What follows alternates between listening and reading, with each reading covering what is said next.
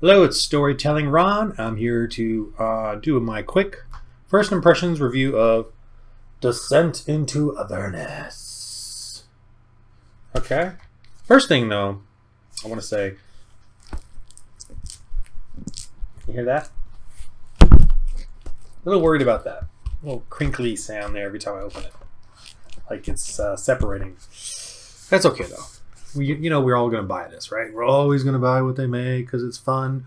I love getting these products, I have a bunch right there. And they're just fun to read. And as a DM, I always want to come up with ideas.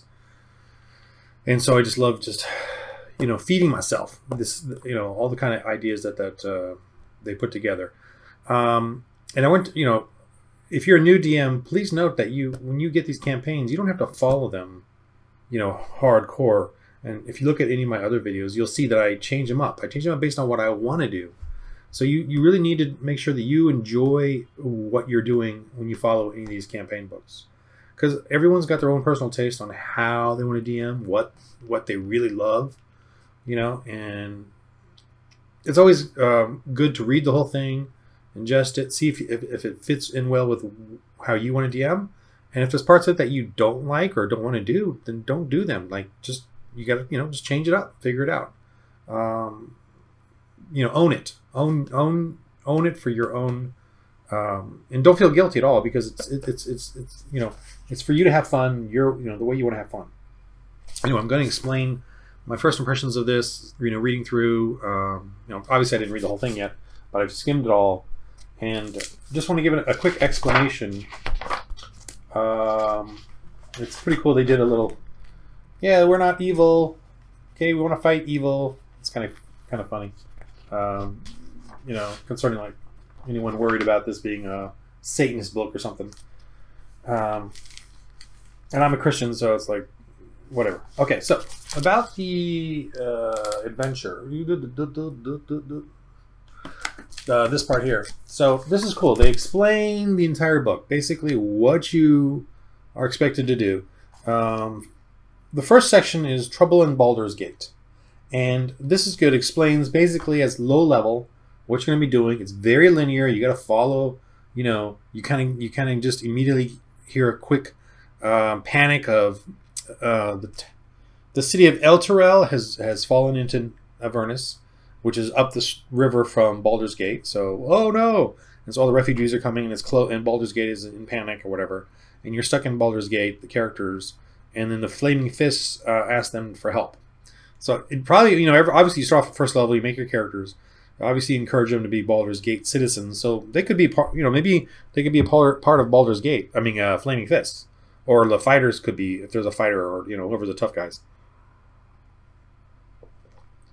Coffee break. Okay, so that's very, so you just got to, put the mindset of, there is some sandbox areas, and I'm going to get to it, but for this first part, you're obviously going to be very linear, following it. I'm just saying if you follow it, straight away, or exactly the way it's written. But here's another thing you should do, though, too. There's going to be characters in there who do their little monologues, like the villains or whatever, and give off information. It would be good to have premonition, whatever, of what's going to happen later. Like for instance, they come across a dragon cultist group, just a quick little shindig where they meet up with these Tiamat followers. So you should know that later on they could be making a deal with Tiamat. So there's maybe give them a little, Tiamat will hear of you, or whatever, something to get them, like getting in their mindset. And there's others too. So you might want to kind of have those little cool little premonitions of, because later on they're going to make deals with demons and devils. Maybe, that's like a part of what they're, to save the city and do the good thing. They have to then make deals with the demons and devils. Not a good idea to make deals with demons and devils, but I get the fun in having going into hell, this layer of hell, and just seeing and experiencing that kind of craziness.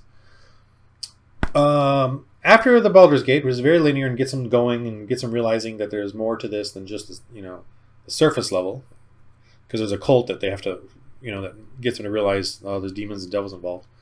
They go to Candlekeep, which is a transition role-playing part, I would say. where they meet a tiefling and then a wizard, and they got to go to hell. They really got to go to hell to save the city, recover someone, bring him back, and then I'm not sure exactly when they learn about Zariel, the main sort of villain of this whole thing. You can see her it's a really cool painting. Fallen angel. What's cool is that, yeah, spoiler alert, if you're a DM, great. If you're a player, why are you watching this? That she's a fallen angel who can try to redeem. Hope, or not redeem, but there's an option to try to get her to redeem. But anyway, so after that, you go to Avernus, and this is the cool part where you can kind of do a sandbox. There's two areas where you can kind of do, you can open up to crazy stuff, right? You have the freedom to just do pretty wild stuff. And I haven't read the whole thing, but I would seriously think about, this is my own little DM thing. I would seriously think about letting them have their spell slots. They regain them after short rest, maybe even take out long rest because there's no sleeping, and just they get short rest and then they can regain. Maybe if their wisdom is +3, they get +3 spell slots every time they rest. Because I'm assuming they're going to just be having to fight hardcore. Same with healing, fight hardcore every turn, every encounter, and then they got to rest. And they're still going to be challenged because every fight is going to be just, I would assume, very intensive. They're throwing every spell and taking every hit point, and that could be a drag if they have to always do long rests. Especially if you're in hell, why would you rest? But I would think that maybe, I haven't read that, so I don't even know. But I'm just coming up with my own thing, that they would, there'd be much more magically, regenerative powers there, and evil or not. So they also, in each section, this is the beginning section, they have a great little, I'm showing it, little blocks here. This is the low-level adventures, and then what they could do, and the options and stuff. And then, oh wait, this is the main. What is this one? Oh yeah, this is okay. This is the overview of all of them. Okay, and the levels, and this is obviously a good overview of the whole thing. And then they get to the Baldur's Gate, the low-level stuff, and then they break it down into little cards or whatever. And you get a little, it's very linear at this point, and you do little dungeony things, the Dyson dungeons, whatever, Dyson logos, and then and that's very linear, but it's fun, low level. It's cool. It's controlled. Just look at this real quickly. And then you get to she's from Tomb of Annihilation. It's kind of cool. Little cross-reference stuff there. Then of course you get to Candlekeep, which is another town nearby. And then of course you meet the Tiefling, and she helps you, the party, do the transition, and the sort of role-playing knowledge thing at this point. And then they get, of course, then they go to Hell, and at Hell they should be level 5. Wow, that's, okay, cool. They have there's obviously a big map of El Terrell, but this obviously there's locations, but then you could have them, really do some cool demonic encounters at low level. So you have some of the cool lower level things going on there. I'm assuming, I didn't read through it all, but I'm assuming that that's what you can do with these different locations, which is cool. That'd be, you definitely want to own it. Own it in your own, have your own fun with it. And definitely, I would give the players the ability to recuperate faster as well. I would say high magic too, man. This is, if there's one campaign where you should be able to just go a little crazy with everything, and this is it. I would think, right? When else are you gonna have a chance to sort of unbridle your desire to just let them go crazy with stuff? I would just have fun with it. And of course, they're going to get further after they're done with the city, or what they have to do next. Oh, and they get a little helper, little Oliphant, kind of like a little elephant angel helper. That's a friend. That's actually, I guess, a familiar for Zariel. So he wants to return back to her. Then you do get a bigger version of this on the back side of the pull-out map. And this is, of course, Avernus, and it's all like artistic and weird, the spacing or the locations and the time frame. So that'd be fun. And this is like another open world thing. So you got kind of 2 open world things, at least when you get there. And they definitely are aiming for oddball characters that you encounter, and you pick who you who you want to join with. And then of course Whoa. Everything just went off. Okay, we're good, I think. I didn't know my sleeper was... Man, okay. So then you get a Road Warrior type of thing going, Mad Max type thing going on, where you can get the... you know, you definitely want to play that up, you know? So that's going to be fun. That would be pretty crazy. Then, of course, Warlords you got to deal with. So that, yeah, and then different locations you can go to. And then you make deals. You can either make deals with different demons and devils on how to deal with this.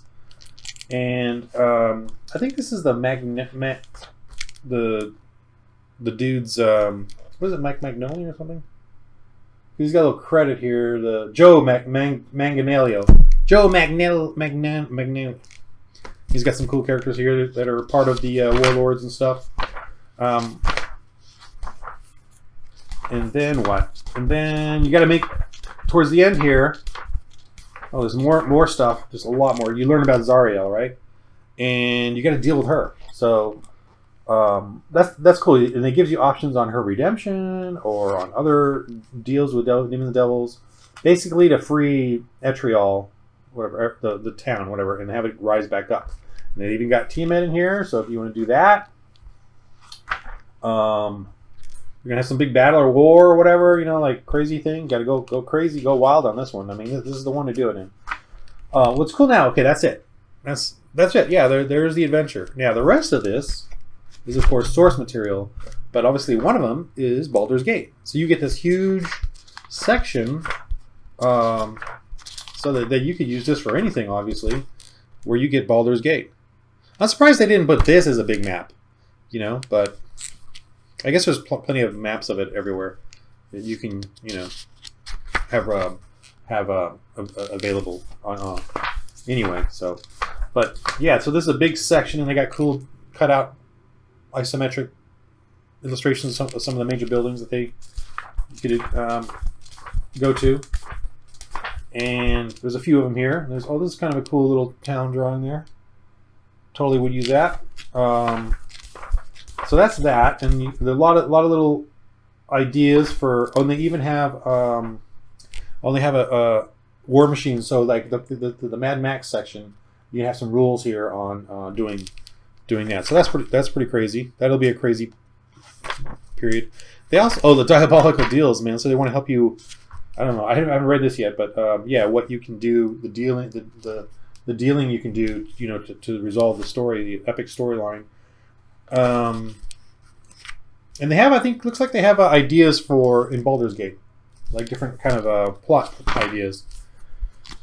And there is some where you can make. Oh, these are some of the they have weapon or the war machines. Yeah. So you can play them out just like I guess you do like a ship or something. Magic items, okay. And some of the demon lords. Yeah, there's Out of the Abyss guy, Baphomet.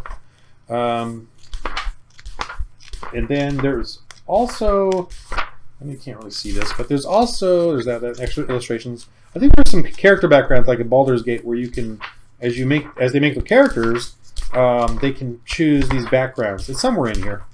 That's kind of what I'm looking. Oh, here we go. They can use character backgrounds so that it sort of fits in with Baldur's Gate. So, obviously, it's always worth buying any of their Wizards of the Coast and Dungeons and Dragons campaign books. This one's definitely going to be crazy, and I really think for me, if I get to this one, I still got others I want to do, like Princess of the Apocalypse and Storm King's Thunder. I'm doing Tomb of Annihilation now, but it's on hold because my kids are, well, one kid and another are off in college. So, but I hope to start up Storm King's Thunder with another group. But this one's going to be crazy. You definitely want players that are okay with everything, dying, high magic, really getting into their characters. I would say you would probably really want you and the players to be really into get their characters, like, you know, really knowing every little aspect of what they can do, really being studious, having their own player's handbook. You know, you probably don't want new players to do this one, and be as a new DM, you probably don't want to do this one. I would not recommend it. Save this one for when you all are ready. And it is overwhelming when you just start looking at it, but just try to get the big picture of it first before you read it. So before you try to read whatever. But again, I would not recommend this for beginners. I would just hold off, but have it. You're going to buy it anyway. So yeah, I mean, I get what they're doing. You got to go to all these different places in D&D. You can't just keep doing the same old. Although I like the same old. But yeah, this is crazy. This one's pretty crazy. Looks like a lot of fun. A lot of high magic. So that's my little first impressions, quick run through. Hope it's been helpful. And thanks to all the other guys and gals who make YouTube videos on D&D. I really enjoy watching them. Descent into Avernus.